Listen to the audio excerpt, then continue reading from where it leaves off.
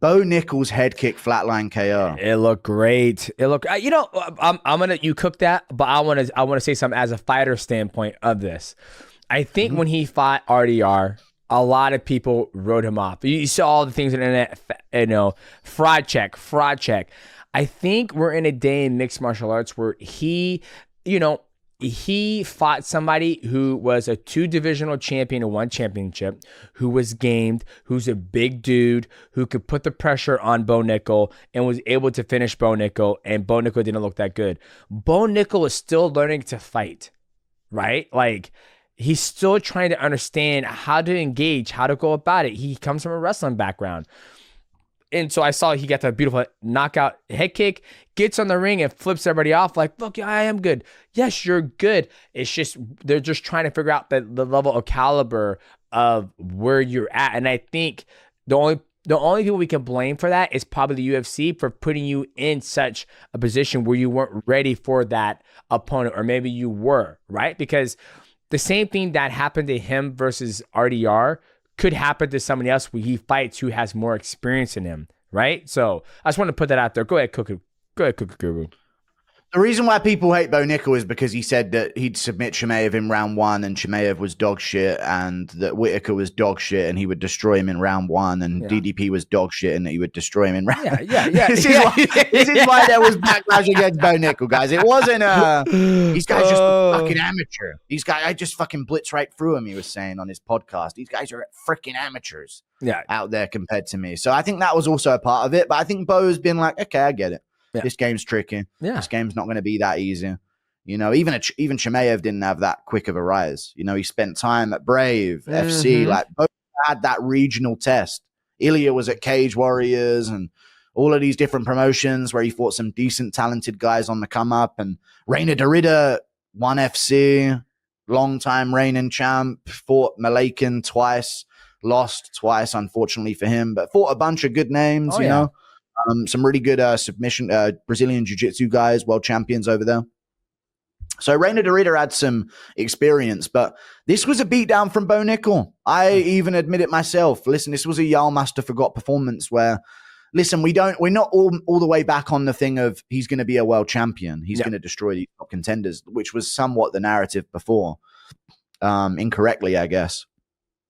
But we're at least on the thing where, like, he's still better than the majority of these guys. He's way better than the majority of them. He's just being better than the majority doesn't make you the 1%, you know? Yep. It makes you maybe top 20. Maybe you can get ranked. We'll see. But this is the thing. He's going to take time. I like that he wasn't discouraged by the loss. If he really wasn't all the way in on this game, that Derrida loss would have been enough to just call it quits. He's got money, you know? Yeah. He's established. He's a big name. So I feel like Bo Nickal was all the way in on this game. Took some time. Beating up on Rodolfo Vieira. He made it look easy. He pieced him up. I know Rodolfo's not the best, but he's better than Brundage and Val Woodburn and the other guys that Bo Nickal was beating up on. And he looked way better against him than he did against Paul Craig. Yep. Yeah. I also think it was a good step in the right direction for him to get back on track and to believe in himself. Right? Like, beautiful knockout, MSG, great showing undercard, undercard prelims.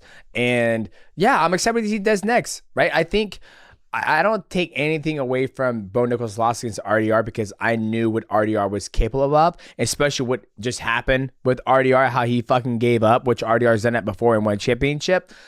So I think I would like to see him and RDR run it back again. Why not? No, not yet.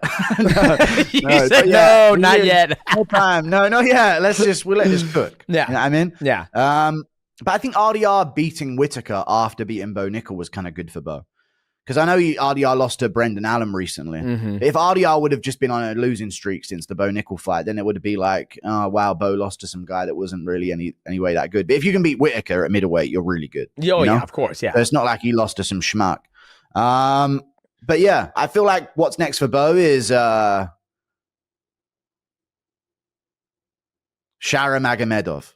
That's what's next for Bo Nickal. I was trying to hint at it with the one eye thing, but Shara Magomedov. You should have did mate. I would have got it easy. I like the bullet. Sure. The bullet. Yeah, I like that fight. That's a great fight. That'd be a great fight. I think he'll have a hard time with the footwork. I think he'll have a hard time trying to get to him, right? Because that's, I think the only person who was able to, get to him was another person who was good on the feet, which is MVP, Michael Venom Page. So I like that fight. It's always good to be able to make some good matchups and make you question what would this person do if these two guys fought, right? Yeah, but Barriault took a lot of damage against. No, Sharon Magomedov took a lot of damage against Marc-Andre Barriault, who's not the best, who I think Bo Nickal would finish. And he also isn't. He's a striker. He's not a great grappler. Like, he's been taken down a bit in fights, and I think that's good for Bo. That's like a good step. Give him time. Give him another 5 months to build. Yep. Let's not rush him back in there. Yep. But it's a situation at middleweight where if they now give him another guy no one's heard of, it'll be like, oh, they're back to protecting Bo. Like, a step up, but not a crazy one.